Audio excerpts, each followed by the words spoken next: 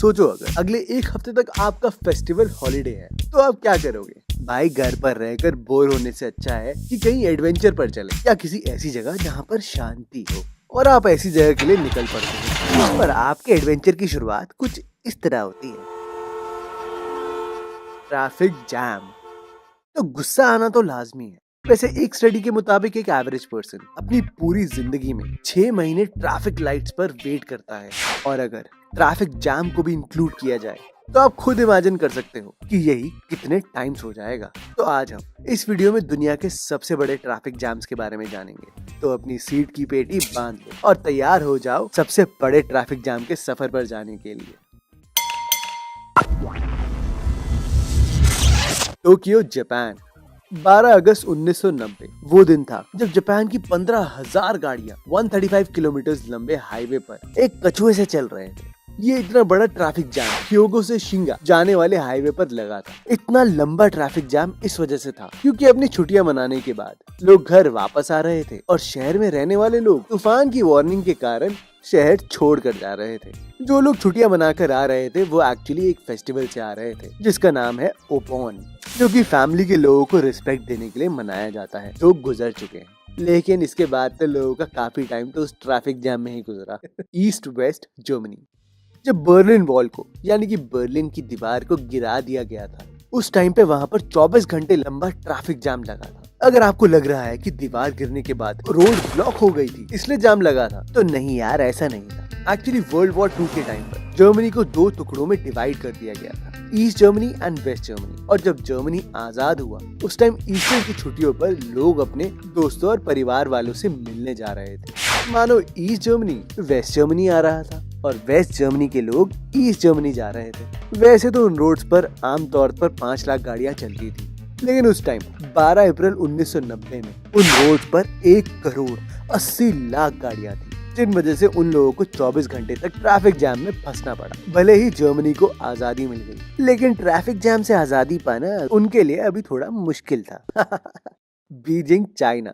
ये traffic jam अभी तक का सबसे वायरल जैम है, जो कि अगस्त 2010 में बीजिंग तिब्बत एक्सप्रेस वे में लगा था। ये 100 किलोमीटर लंबा ट्रैफिक जैम 12 दिनों तक लगा हुआ था, और इसकी वजह ये नहीं थी कि जाना बंद कर दिया था या कोई डिजास्टर हो गया था। इसकी वजह बस ये थी कि जिन ट्रक्स में रोड कंस्ट्रक्शन का सामान था ताकि रोड अच्छा करके ट्रैफिक कम कर सके, लेकिन उन्हीं ट्रक्स ने ट्रैफिक जैम कर दिया था।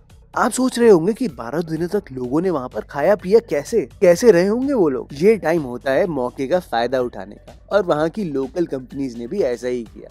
उन्होंने अपना सामान बहुत ही महंगे दामों पर बेचना शुरू कर दिया। चलो खाना तो हो गया, पर 12 दिनों तक वो लोग बिना टॉयलेट जाए कैसे रहे होंगे? चलो इसका जवाब आप सोचो और अपना आंसर कमेंट करो। देखते हैं लोगों की क्रिएटिविटी कहाँ निकलती है। बेल्जियम। क्या आपने कभी सोचा है कि कोई ट्रैफिक जैम 70 सालों तक लगा हो? सुनने में ही शॉकिंग लगता है। वर्ल्ड वॉर 2 के दौरान अमेरिकन सोल्जर्स बेल्जियम आए थे और वॉर शुरू हो जाने के कारण कहीं जाने का रास्ता नहीं बचा था और वहीं पर ट्रैफिक जैम हो गया, इसलिए वो कार्ड्स वहीं पर छोड़कर वॉर में चले गए। वो दिन था और आज का दिन।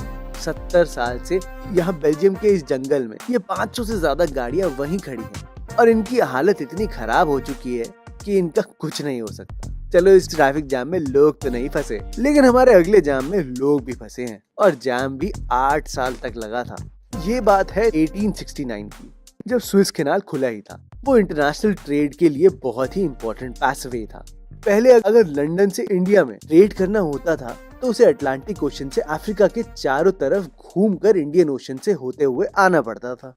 लेकिन स्विस कैनाल खुलने के बाद शिप को मेडिटेरेनियन से होते हुए कैनाल के रास्ते रेड सी से फिर अरेबियन सी से निकलकर इंडिया पहुंच सकते थे, जो कि पूरे 8,900 किलोमीटर कम डिस्टेंस था। लेकिन 1960 में इजराइल ने इजिप्ट पर अचानक से बॉम्ब अटैक कर दिया और लड़ाई के बाद इजराइल ने सिनाई पेनिनसुला अपने अंडर ले लिया। अब एक तरफ इजरायलियन आर्मी थी और दूसरी तरफ इजिप्शियन आर्मी, और बीच में लेक में फंस चुके थे 15 शिप्स।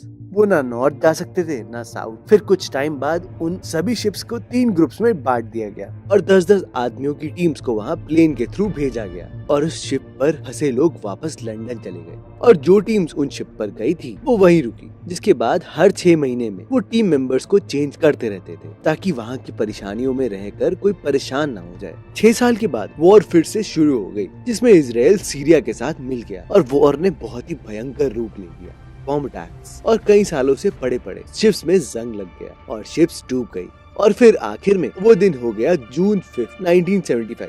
उस दिन से 8 साल के बाद स्विस कैनाल फिर से खुल गया और इतने समय के बाद जो शिप्स अपने घर पहुंचे वो थे 2 जर्मन शिप जिनका 30,000 से भी ज्यादा लोगों ने अभिनंदन किया। तो 8 साल 3 महीने 5 दिन के बाद दुनिया का सबसे लंबा ट्रैफिक जाम खत्म हुआ। अब आप सोच रहे होंगे कि यार इतने ट्रैफिक जाम्स लगते तो रहते ही हैं, तो ये लगते क्यों हैं इतने ट्रैफिक जाम्स? इनका रीजन क्या है? ट्रैफिक जाम्स होने के कई रीजन हो सकते हैं। कई बारी रेड लाइट फॉल्टी होती है या उसमें मिस टाइमिंग होती है कि उसमें टाइमिंग बहुत ज्यादा लंबी होती है और लोगों को अननेसेसरी खड़ा रहना पड़ता है जिस वजह से ट्रैफिक जाम होता है। कई बार तो इसलिए ट्रैफिक जाम होता है कि कोई बेवकूफ इंसान रोड के बीचों बीच या रोड की साइड में अपनी गाड़ी खड़ी कर देता है जिस वजह से बॉटल नेक हो जाता है और बॉटल नेक के कारण कई बारी गाड़ियां एक दूसरे से चिपकने लग जाती हैं और लोग समझ ही नहीं पाते कि यार कैसे 3 लेन से 2 लेन बना पाए। कई बार रोड एक्सीडेंट्स की वजह से भी ट्रैफिक जाम बहुत लंबे हो जाते हैं। खैर, हम बड़े बड़े इवेंट्स जैसे मेले, कोई भी त्योहार या ऐसी चीजों को तो रोक नहीं सकते, लेकिन अपनी ड्राइविंग पे ध्यान दे सकते हैं। एक ऐसी चीज है जो हम लोग भी बहुत गलत करते हैं जिस वजह से ट्रैफिक जाम होता है, वो है कि हम लाइसेंस तो ले लेते हैं पर ड्राइविंग रूल्स नहीं समझ पाते। क्या आप ये बात जानते हो कि आपकी कंट्री में लेफ्ट साइड ड्राइविंग है तो राइट लेन को ओवरटेकिंग लेन भी कहा जाता है। जी हाँ, इस लेन में अगर आप कांस्टेंट स्पीड पर चलते रहते हो तो वो बहुत गलत है, जिस वजह से जो इंसान ओवरटेक करना चाहता है उसको लेफ्ट लेन का रूट लेना जाता है जिस वजह से एक्सीडेंट होने के चांसेस होते हैं। तो गलती से भी राइट लेन में आप कांस्टेंट होके मत चलाना, क्योंकि आपके कांस्टेंट चलाने की वजह से जो इंसान ओवरटेक करना चाहता है उसको स्लो होना पड़ता है या फिर उसके बाद पिकअप लेनी पड़ती है और वो अपनी गाड़ी इधर उधर करता है, क्योंकि जिसने ओवरटेक करना है वो तो करेगा ही ना। The right way to follow is to drive constantly in the middle lane. Middle lane में आप कॉन्स्टेंटली ड्राइव करो और राइट लेन ओवरटेकिंग के लिए बिल्कुल छोड़ दो। यही नहीं, कई बार ट्रैफिक जाम इसलिए लगता है क्योंकि लोग लेन ड्राइविंग को फॉलो नहीं करते। लोग एक के पीछे एक सही से नहीं चलते, बिल्कुल बीचों बीच सड़क के चलना शुरू कर देते हैं, जिस वजह से जो इंसान लेन पे चल रहा है ना तो वो राइट से जा सकता है ना तो वो लेफ्ट से जा सकता है। तो दोस्त, कैसी लगी आपको ये वीडियो मुझे कमेंट सेक्शन में जरूर बताना और हाँ, इस चैनल को सब्सक्राइब जरूर करना क्योंकि हम आपके लिए ऐसी ही वीडियो लाते रहते हैं।